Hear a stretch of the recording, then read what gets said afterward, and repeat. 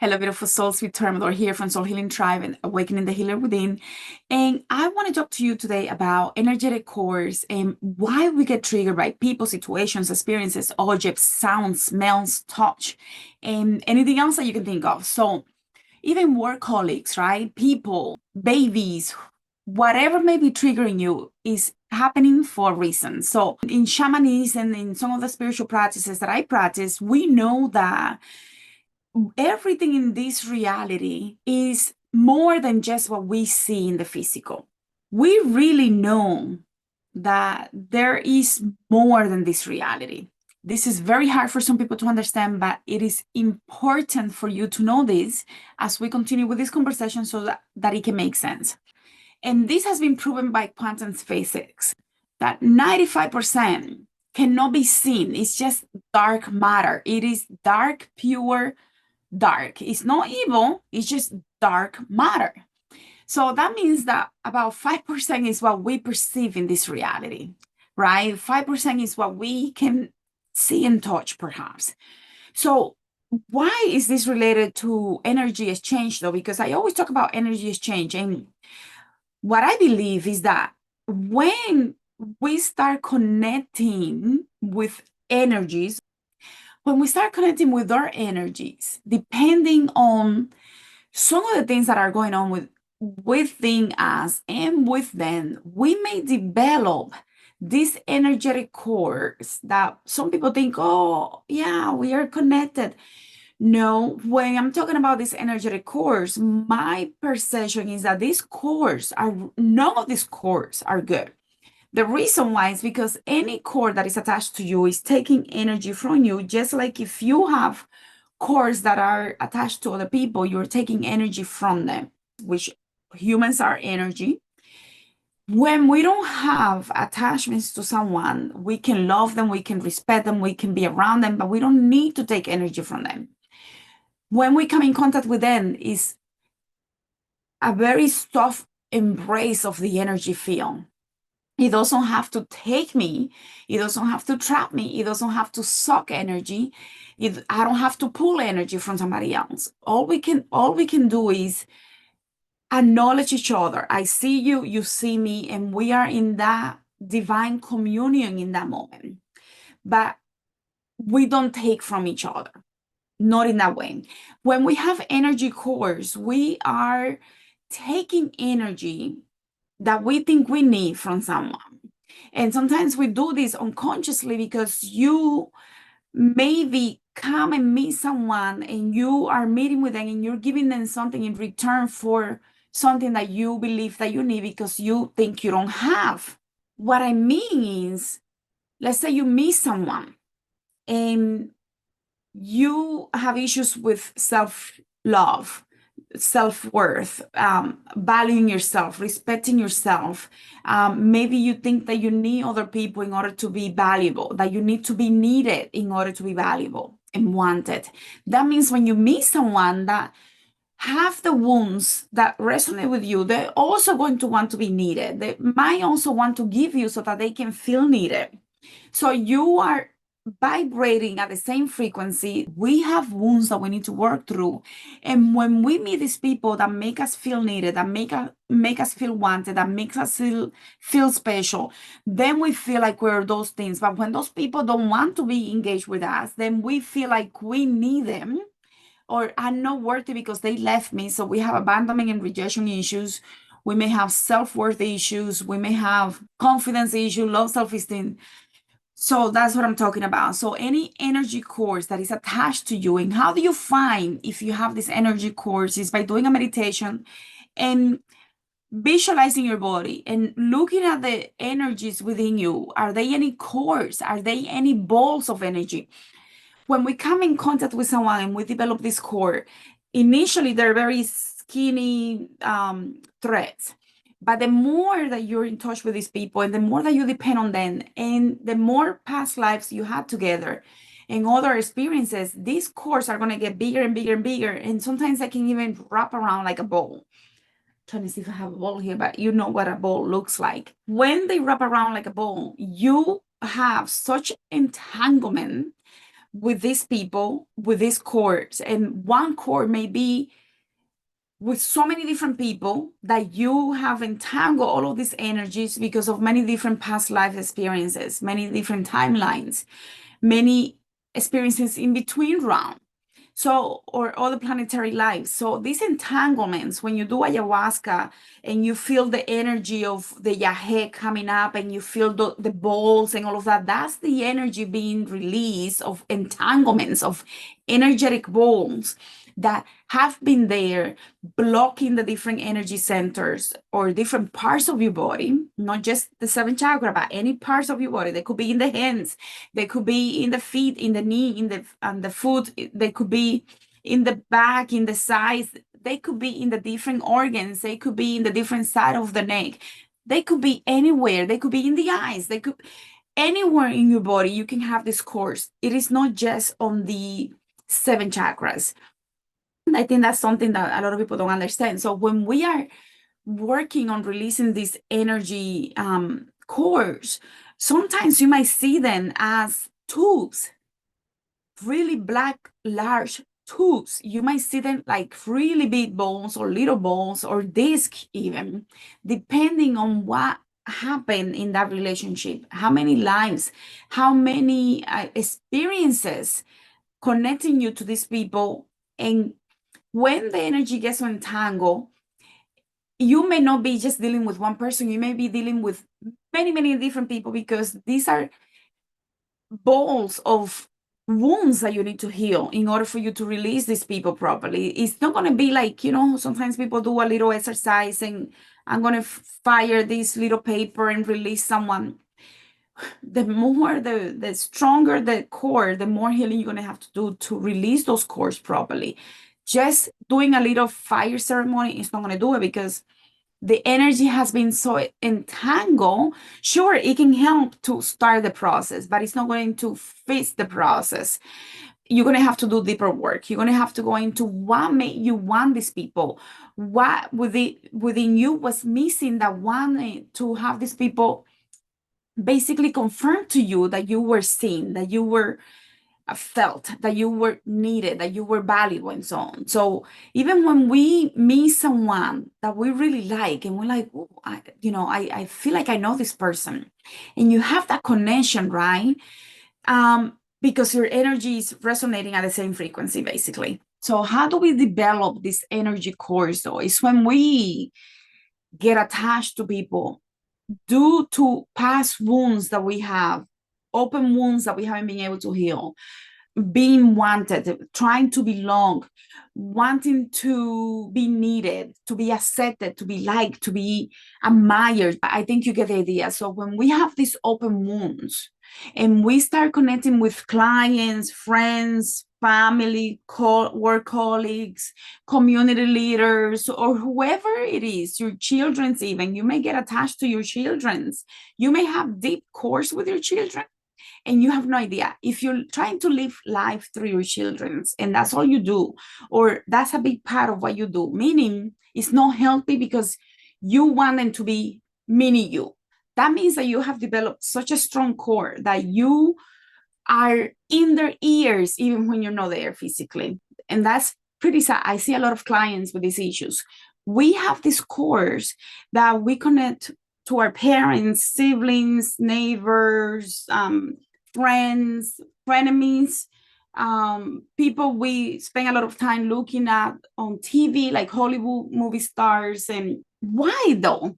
Because there is something about them that we want, or something that we admire, or something that we need. There are things, sometimes you may find yourself looking at videos of Hollywood stars that you don't like, and you're like, they're still giving you the messages. There is a reason why you're being pulled into their energy field. In reality, these cores are very toxic, and the more cores we have, the more heavy we're going to feel, the more drained we're going to feel, because a lot of our energy is leaving us. The energy gets sucked out of us. Energy from our energy field gets pulled out through these cores.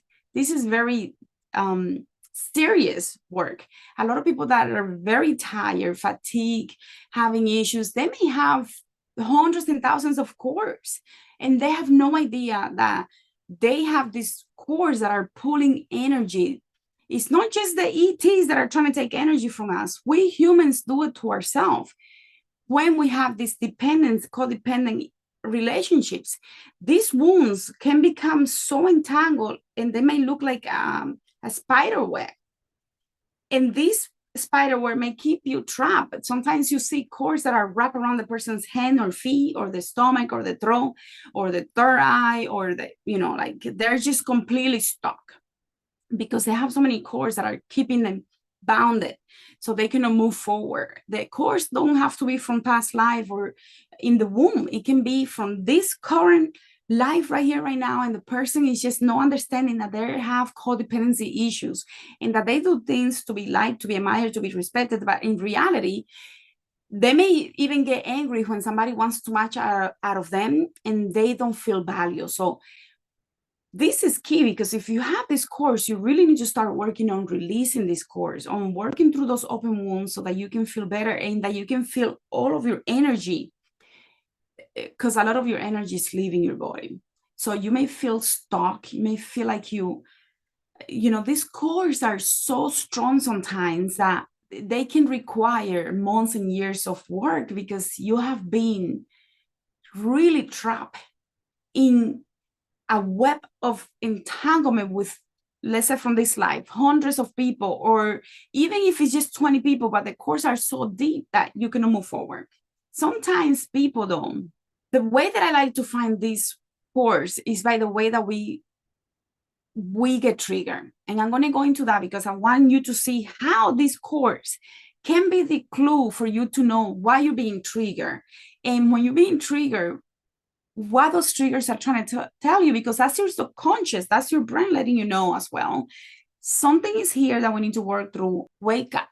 So when we get triggered, people like, I just don't know why that person triggered me.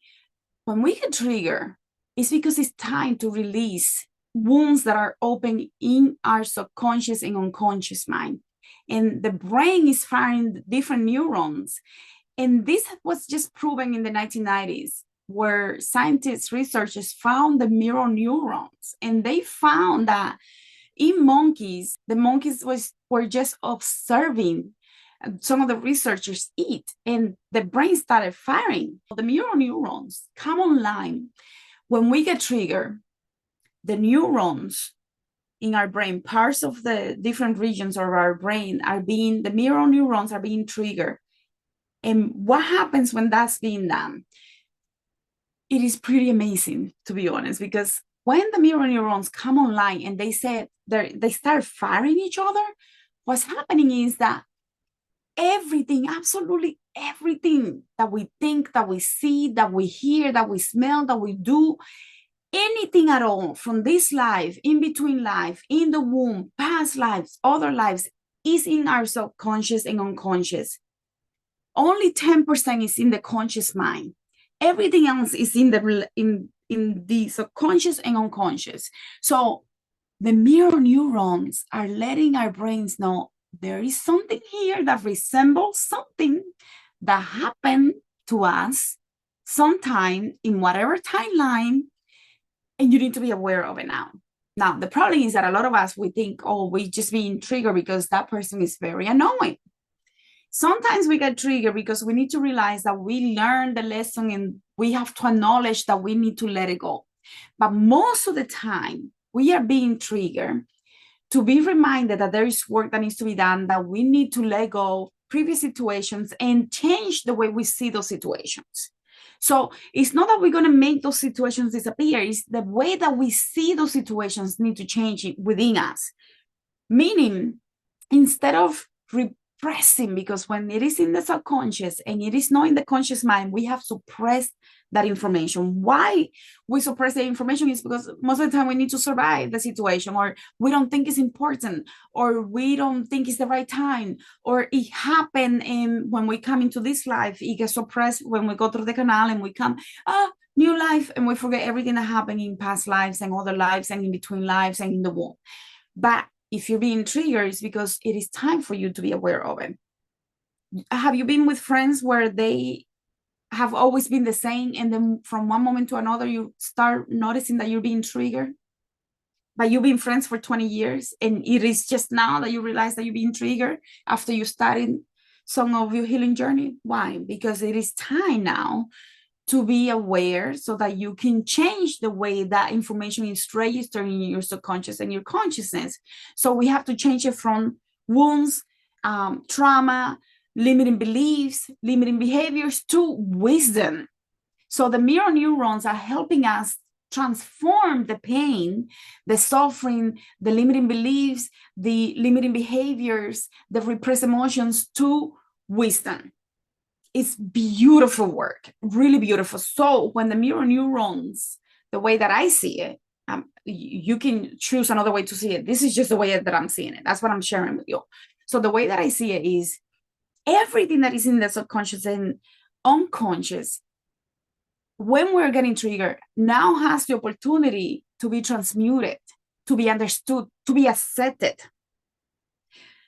All the fears, all the jealousy, the desires, the good emotions, the bad emotions, the thoughts, I'm going to kill you. Oh my God, why don't you just die? All of that stays here in the subconscious and unconscious.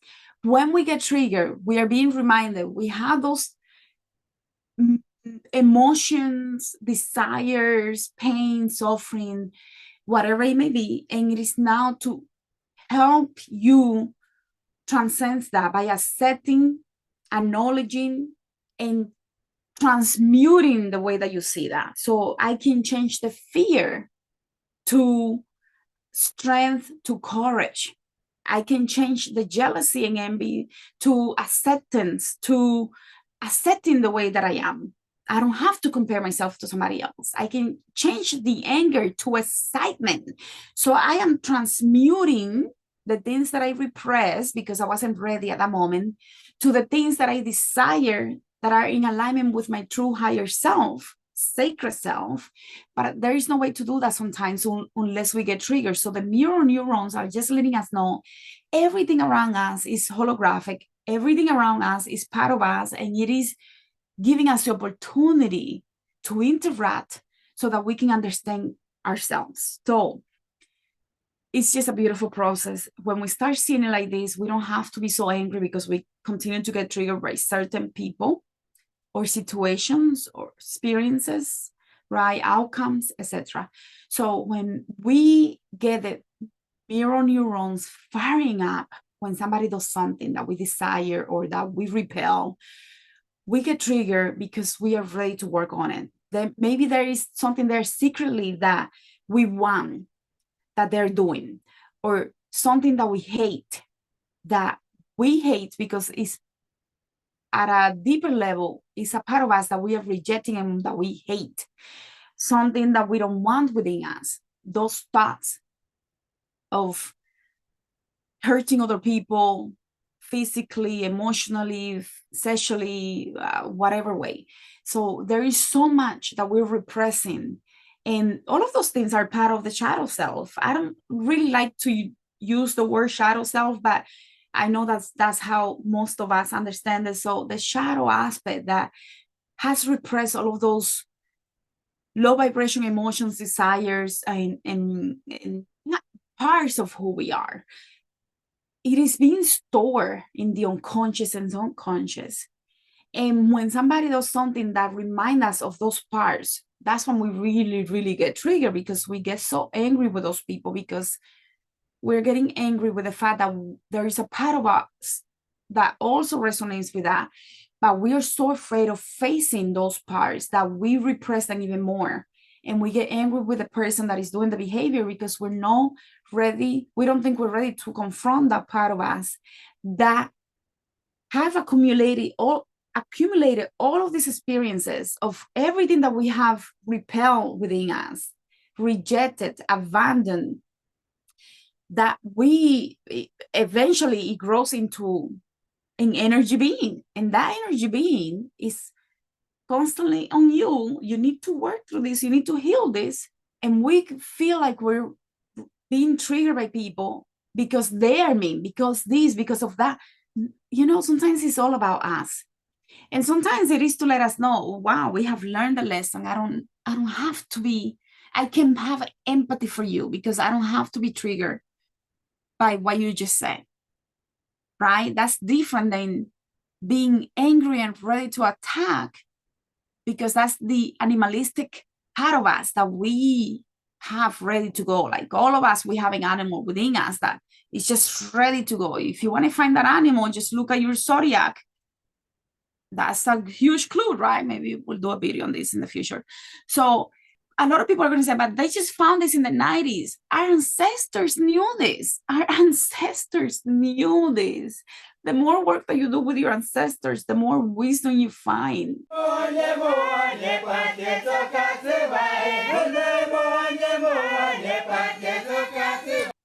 It is so amazing how thousands of years ago they knew this. I'm talking about thousands and thousands of years. Like if you just gotta look at some of the ancient myths and you find all the answers there. The Mayans, the Egyptians, the Aztecs, the natives, the Taínos, all of them knew this, which is why they worked with certain energies within themselves that also represented the owl, the stars, and so on, the nature, the different energies, the river, the elements, because they knew this. So infants, the first 12 months, what are they doing? There is so much research that shows that they're just observing everything. They're just firing up mirror neurons and learning and taking in the environment. And they're really taking in everything to understand how people are behaving around them. So the mirror neurons just give us clues about, oh, wow, something in there is reflecting something that is deep within me that I'm not even aware of. What is there? Start asking yourself, what is there? What is there that made you so angry with someone? You know, I have a video program and you can grab it if you're looking to do this for yourself and others at a deeper level. And I'll put the link on the video description, but that's not the reason why I'm doing this video. But if you really want to learn how to do this in advance, this might be the most valuable program that you do if you're having a lot of triggers, or if you want to work with people that have a lot of triggers. It is so affordable that it's insane, but it is the blueprint for you to understand why triggers are so important, how we can use triggers to heal ourselves and to do soul retrieval all within just 12 minutes or so. So when you have those mirror neurons firing and you have research that proves this is real, like this is really real, they have put EEGs in people's brain to understand what is happening when people are seeing someone doing something and the mirror neurons come online. Different regions of the brain start coming online. Parts of the brain, the motor and premotor functions of the frontal lobe. The frontal lobe is about memory, judgment, emotions as well, problem solving, awareness of self and others, impulse controls, and who knows what else. So the frontal lobe comes online, but not only that, that is the beautiful part of this is that and I'm not going to say this right because it's such a hard word for me to say, but the parietal, oh my God, parietal lobe, the parietal lobe, how we understand what's happening around us, where are we in comparison to the environment based on what's happening around us. So basically a lot of sensory information being received through the nervous system, right? So the parietal lobe is picking up all the information, integrating it to make sense of what's happening there. And it is using all of our senses to understand where we in comparison to the environment. But not only that, so we have the frontal lobe, the parietal lobe, and we also have the temporal lobe. The temporal lobe involves the focusing of attention and processing auditory information and encoding memory, like going through the memory and the vision, what we see and what we're hearing, to decode and process information. So we have the parietal lobe that is understanding where we are in comparison to the environment. We have the frontal lobe that have memory, conscious self, right? That it has problem solving, that it has logical observations about the environment. But the parietal lobe is going into the senses to understand what's happening around us, within us. And we have the temporal lobe that is processing all of the information and encoding memory, decoding. So we're making judgments based on what we think is happening, what we see, hear, touch, sense, feel is happening, encoding and decoding that information all at the same time in a matter of seconds. So when the mirror neurons are engaged, we are using so many different parts of the brain to understand what's happening. But because the information that is being triggered is hidden, you get confused. And if you're not doing your healing work, you put it projected back onto the person. You don't take it back inside of you. What is happening within me? You put it outside of you. You don't think it's something within me that I need to work through. So I hope that you can understand why this is very crucial, because we now have 30-something years now, we have scientific evidence that the brain neurons are fired up when we see something happening. You can only visualize it. You don't even have to see it in the physical, and you can still be triggered. Okay, that's why when you have dreams, you get triggered.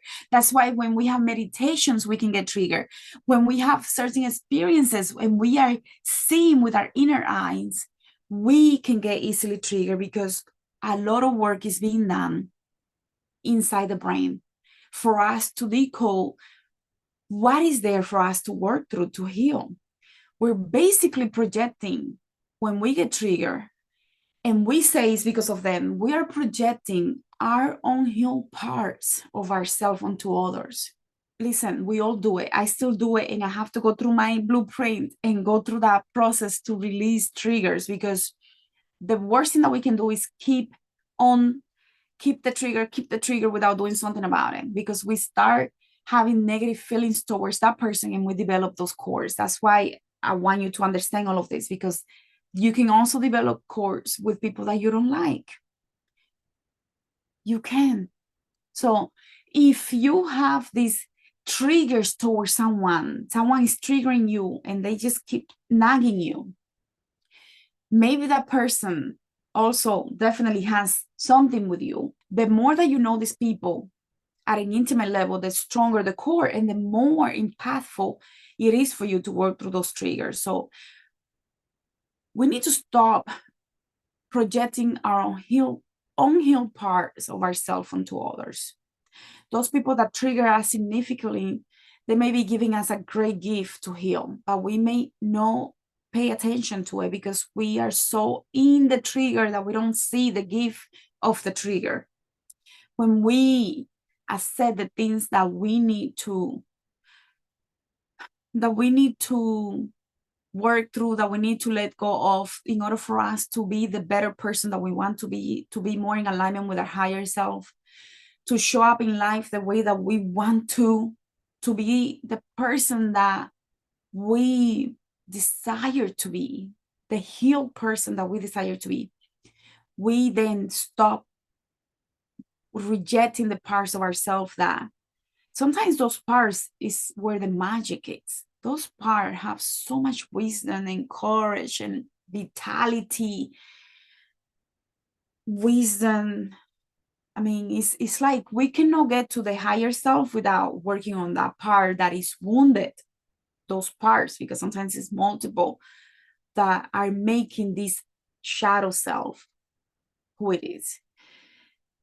When we reject, we also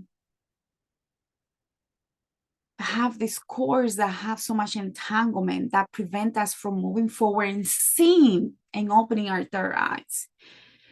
We really need to go through a deep healing process to work through deep wounds, but there are some wounds that you can release faster.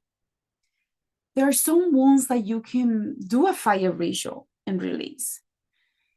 You should know in your heart, is it truth that I can do this quick, or do I need to do something deeper? You will know that. You can feel it. You just gotta close your eyes and feel it. That connection with that person that comes up when you think, oh, who's triggering you right now? You know, is it a toxic relationship, a romantic relationship, an ex-boyfriend, ex-girlfriend, parent, sibling, neighbor, friend, child, niece, nephew? Even your dog can trigger you to heal something. Isn't that beautiful? That even your animals can trigger you to heal something. They're reflecting back to you what you see in them when they are know who you want them to be. It's just beautiful. The whole healing process is beautiful. I'm going to leave it here for now. I hope that you have now a deeper understanding of the energetic cores, the mirror neurons, the triggers, and how they all combine, how they all come together to let us know there is work here to do so that we can heal and feel better and feel abundant and feel like this life is worth living. Check out the trigger release and shifting blueprint that also has the problem release and shifting blueprint. So you get 2 for 1. You're not going to find anything like this anywhere else. This is magical work that you could do that can take you minutes. And if you imagine going through your triggers today, who triggered me? Okay. And then you start doing that blueprint every day or once a week, you are going to be a different person in a matter of weeks or months. There is no way you will be the same person. You're going to be like, I cannot believe I can do something like this that takes just 12 minutes and be able to do this for myself, my family, clients, friends, whoever is ready to do this work with you. And yeah, you can charge for this because a lot of life coaches, therapists, and people that are buying the program, they're using it and they're getting amazing results. This is real work that you can do starting today. I'm gonna leave it here. Thank you so much, and I'll see you all on the next one. Thank you.